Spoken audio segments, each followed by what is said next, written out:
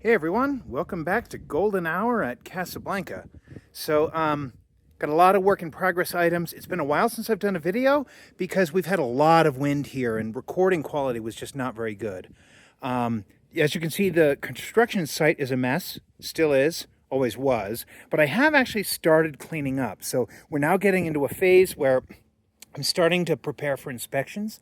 And so I've been working on getting all the trash out. You'll notice there are piles of lumber that have been cleaned up. Still a lot to go, and the wind is still having fun with me and my trash barrels, knocking them down. But yeah, we're definitely at least making progress in the right direction. So I'm not going to climb up onto the roof because it'll just make the recording unsteady. But you can see that a couple of new things have occurred here. So if you look just to the left of the ladder, you can see not only the solar panels, those are very obvious. We've got 6 solar panels up, 4 to go from this order. That was all I could afford. Those are 400 watt bifacials. So I got those from Signature Solar, pretty happy with how they came. But I have room for a total of 33. And then I may put a few more panels on this porch roof section. And the reason is what you're looking at right now. At this time of day, the panels on the main roof won't be angled very well to catch the evening sun, but we do get quite a bit of evening sun till it goes down over Mount Blanca. And one of the things I'd like to do is get at least some panels here because evening loads are something that we'll have. You know, that's something that, as we're working in the house, we're cooking dinner, we're using the kitchen and the dining room, maybe watching TV, we'll be using power in the evening. And it would be nice to get another hour of at least neutral time, if not actual charge time out of it. That being said, we will have 13 kilowatt hours of panels up on the roof. Because of that, I'm not actually super worried about, not kilowatt hours, you know what I mean, kilowatts. But I'm not super worried about the charge time here. We're going to have, just a massive input to the system. Look, we're planning on living here full time. This is not a cabin. This is a home. And we're going to be fully off grid with no plan to ever hook up. So we want to be careful there. I don't remember if this was in the last video. We do have front stairs here, more or less meeting code. I've got to put a railing and some posts down on the corner here and some railings on it. I've got to put the railings on the deck, obviously. But at least the heights are all right here so that I'm not getting any violations for that. And I have bought, but not installed, the stringers for the stairs that will be on this side. So you can see there will be a railing here, and another set of stairs going down to the backyard from there. And then off the master deck, which I haven't bought the decking for, there will be a set of stairs that come down here. So all of this stuff is going to get removed and thrown away, just disposed of. And then this will be, the master bedroom exit over to here. Now, the last time I did a video, that wall was a much larger open hole. And you can see what I've done is called overframing. I've actually closed that off and put a normal door in. And the reason is that the sliders we want are a little on the pricey side, but they're also like 280 pounds a piece.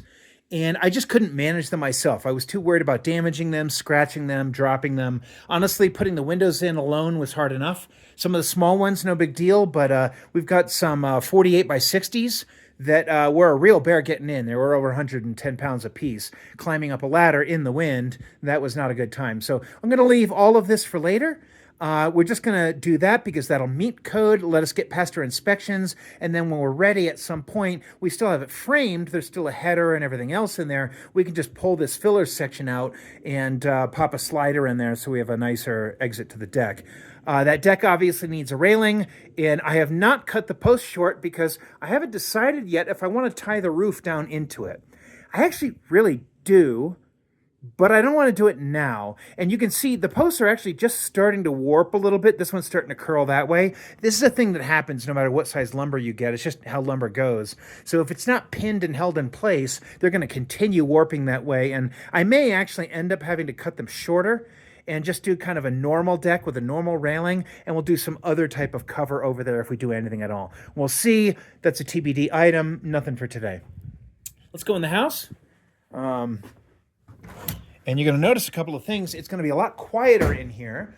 As soon as we're inside the house now, again, bless this mess, it's going to be much quieter. No, not going to have any wind. Everything is mostly closed in. I've started going around, hitting cracks and gaps and things with foam. So you can see some window and door foam around this one. I've started hitting the flashing from the outside. Not completely done yet. I'll tell you one thing, zip tape is really difficult to manage in 30-mile-an-hour winds. That stuff wants to blow all over. The moment it sticks to itself, it's impossible to get unstuck. So I'm kind of like picking at it as time permits, but we are not required to be done with the construction phase to get our CO, actually.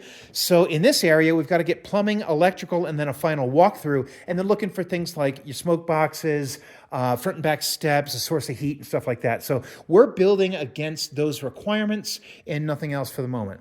Now, this is a shear wall, and I may have mentioned it before. You can see I've got it partly paneled, and I've got the material to do the rest of it, but just hasn't been a priority to finish it.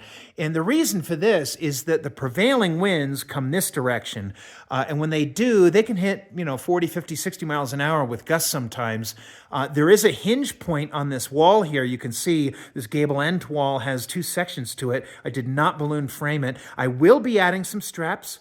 The sheathing spans from one side to the other on the outside. It's structural sheathing, and I've got a shear wall in here. So there is literally no way that this wall can move this direction, or for that matter, that way. So this direction, the house is incredibly rigid.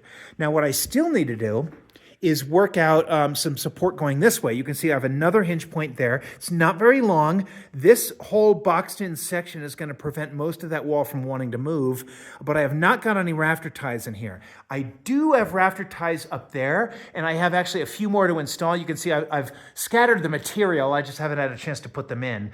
That wall is insanely rigid. There's no wind coming from this way anyway, but yeah, that is something that I will be doing and I will be addressing. I just have not gotten to it yet. So TBD, an item to do, and don't worry, we'll get there. I'll get there in the end. Some other things that have started to come together. You'll notice I've got my gantry kind of in the wrong spot here. We're going to have to duck around that. And that is because I've been starting to work on wiring. So I had to get up underneath the roof to get a few filler blocks and reinforcement blocks where the solar was going in, where I wasn't picking up rafters. The system that I went for is a mini rail. It doesn't have full-length rails. They're just small like brackets, I guess. Brackets with about a hand's width, maybe 6-7 inch wide rail section. And then it's got some flashings that tuck under the shingles and that you put some more sealant around. So I did decide to go with those. I'm pretty happy with them so far, although they've been kind of difficult to install. The weather's cold and the shingles are hard to pop free and stitch them under, given the temperature. So some more work in progress items here. My office is a mess, but you can see that I've started to hang lights. So this was really just an integration test. I'm starting the electrical rough-in. So you can see I'm working on getting, the boxes and things like that in place. Got a ceiling box there. I'm going to have a central fan and, be able to do that kind of thing. But I'm not like, installing lights. The reason these lights are hanging here, and I will be taking them back out because you're not supposed to have any of this stuff hooked up during the rough-in phase. But the reason I had to do it is A, I got a 30-day return policy, and I wanted to make sure that I actually liked this product that I got. And B, we were doing kind of a little test here on how much light output they made. So I can't turn them on right now. I don't even have a switch on my wall right now. So I do have a box installed, but no switches yet. But I did get enough of them in place that we can at least see the brightness and the color, the temperature of them, and decide if we're going to be happy with them. Is 4 lights enough? Do rooms need 6? What kind of spacing do we need? And so on and so forth. Because we are going to be using those puck lights everywhere. Maybe not so much in this room, but definitely in the kitchen and dining room, upstairs in the attic, down the hall going into like the guest areas and things like that. Now, because the gantry's here, I can't get down the hall easily with the camera, so we're going to walk this way, and we're going to see some new exciting things. Now, pardon the dimness. Again, I don't have any lights available in here, but you can see what I've started to do is get my electrical system set up. So here I've got a panel. working on filling that out. Just some temporary breakers right now while I'm doing some integration testing of the solar system. And you can see that panel is fed by this inverter over here through this conduit box here. So everything's nice and safe and tight and neat. The only problem is that these days code requires AFCIs and GFCIs. For most circuits. It's basically every 15 and 20 amp circuit that goes anywhere a human might be. So which is like most of them. So I got some temporary breakers because they're like $8, and I wanted to be able to hook up some circuits and make sure that some things were working the way I wanted to. But I am going to be removing those. Those are just temporary. And you can see I have one of the really expensive combo AFCI GFCIs here. Nice plug-on neutral unit. And that we're going to have half the box filled with those. It's just, they're $65 a piece. So compared to $8 for a normal breaker, yeah, I bought a few temporarily that I'll be using while I'm doing my testing. What we've got over here is an EG4 stack. That is the 12,000 XP inverter. That's a 240 volt inverter. So what's nice is I can feed the panel with 240. You can see I've got black and red and white wires coming in. So I can have a normal house setup. It's not like, a weird 120 volt inverter and you can only run, certain types of appliances and fridges and things. We can put like a normal clothes dryer in here. Like we can run a welder. You could charge a Tesla off what's coming off the roof here. We'll be able to charge our camper. So running air conditioners, all of those kinds of things. 240 volt furnace. Hot water heater will be propane, but if we ever needed it, we could have 240 for anything we want, in-floor heating, that kind of stuff. So I am really happy with the setup. So far, it seems to be working really well. Only thing I don't really love is, for a couple of grand for what this thing cost, boy, it sure doesn't give you like a lot of display. Like, it's okay, it's fine, and I don't need to micromanage the data on it, but I am kind of a data nerd, and I wish that it had more outputs. So I am still messing with that. I still have to figure out how to get it tied into my home automation system, and I'm working on that, but that's not a priority for right now. We'll get to it later. And then down here on the bottom, again, I apologize it's so dark, but this is the EG4 battery. This is a 280 amp hour battery, 48 volt, technically 52. So you're talking like 5 kilowatt hours. I forget exactly how they work it out there, but this battery is insanely beefy. And it is, a really easy thing to just standardize your system with. And you can see what I've got though is I have room to put another battery in.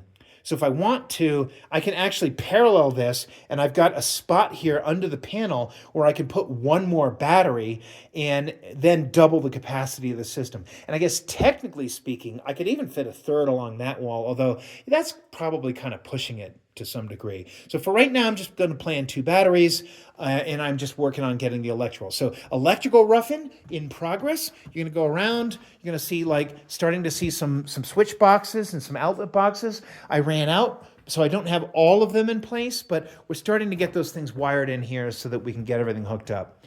And then, again, continuing with other rough-ins, I am working on plumbing now. You can see I've got some material scattered here. There's a toilet flange installed. I've got some copper stubs and things like that I'll be tapping in with PEX to be able to get water over to the master bath and the shower and all those other bits. So I have that stuff in progress. And the reason I didn't take it any further, normally, commonly, you would do the plumbing rough and rough inspection for plumbing before electrical. The reason I'm doing electrical now is that my vent goes through the roof. Now, I'm going to just, if I can do this without making the camera unbearable to follow, let's go back upstairs and we'll close the video up in the attic. Oh, and one last comment. You can see this is going to be a slider too as well. You can see the header over here, and I've got everything set up to be a slider, but I've overframed that and temporarily installed a window that we had lying around that my wife found on a Lowe's sale just to fill the space so that we can be completely closed in. We are not planning on building a porch there right away, and that would be a challenge. Now, it's going to be very dark up here, but bear with me. If you look back over there, you can kind of see a vent pipe coming up, and you can see where it's gone up through the roof, right up there. You can kind of just make it out. So I have now installed the first of the vents, There will be another one that comes up from the mechanical room to vent the washer dryer, the utility sink. The hot water heater will have its own vent, but that'll be there too, and to vent the kitchen sink and dishwasher. So all of this stuff over here will be independently venting so that I don't have to try to run venting across the hallway. So we'll have a separate vent for those, even though the 2-inch vents I've got would be more than enough capacity to just have one vent for the roof. But because I'm having those vents, I really wanted to figure out the solar setup because I had a little bit more flexibility with the vents. I wanted to get as many solar panels on the roof as I could. I'm sure you've all driven around and seen retrofits of solar installs on houses where it looks like a jigsaw puzzle. And they kind of patched in panels any which way they could fit, and it looks awful. It looks like it was a total afterthought. You got an $800,000 home and just a mishmash of panel layouts because they had to fit them around vents. And not only that, you can't have them too close to vents either, not just for code, but you don't want panel shading. The vents have to stick up a fair bit above the roof.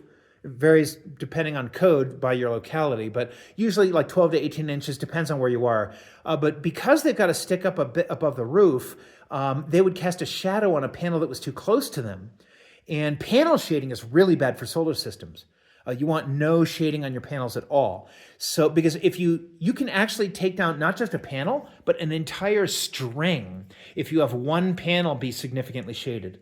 So I really didn't want my plumbing vents anywhere near my solar, and I wanted to get a head start on the solar so I knew exactly how everything was going to lay out and make sure it was going to work. Now that I know that, I can go ahead, and I'm going to be doing this over the weekend.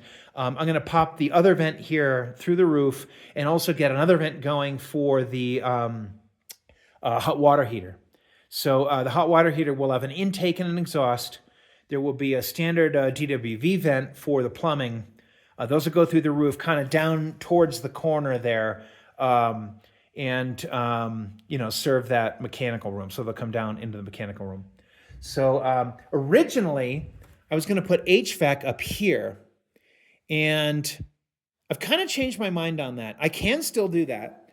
The HVAC needs its own venting, and I could pop those through the roof as well. The only thing is that there's kind of not a lot of value to it. I have a lot of room in the crawl space, and I'm actually thinking that I'll hang it in the crawl space. And the reason for that, actually, this is a better place to stop the video. The last thing we're talking about doing here is, if you look, there's unused space under the stairway, and that's going to be like a doggy palace. So we'll have a closet at the very far end there, if you can kind of make out kind of the corner going into the bedroom. Just kind of a broom closet, utility, whatever. And then the rest of this here will be built-in like doggy palace. So we have 2 dogs. Wife's always talking about getting another one. So we want plenty of room for them to have their own homes. They are crate trained. They do sleep in their crates at night, and they're very small dogs, so that gives them a lot of comfort, actually. And we want to have them have a nice home to do that, and we want to have that not be in our bedroom. So we're planning on using the space under the stairs for that.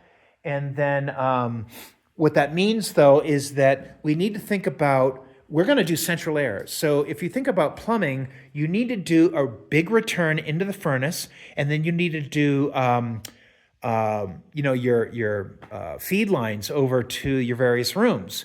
So each one of those, there'll be a plenum, and then we'll probably use a fair bit of flexi duct. It's just too easy not to, even if it's not super efficient. But if you think about it, if you were going to run that up there, I suppose you could do a return from the kitchen and kind of pull through the wall. So the return could, in theory, kind of pull in through there or this way from the upstairs. But you're pulling warm air in, which isn't necessarily the air you want to be heating the most. And then you'd be taking a lot of space up in this nice vaulted ceiling. We really want to keep this cathedral ceiling effect going. And I don't necessarily want to be boxing in a lot of like ventilation soffits and stuff like that. I kind of hate that look. It always feels like an afterthought. Like you get these 800 grand McMansions, and you just see like boxed in stuff and wasted space all over because they just kind of winged things in wherever they could. And I'm really trying to put a lot of thought into this. This is a house we're going to own and live in for many, many decades. This is our, our retirement end of life home. We're going to age in place here, right?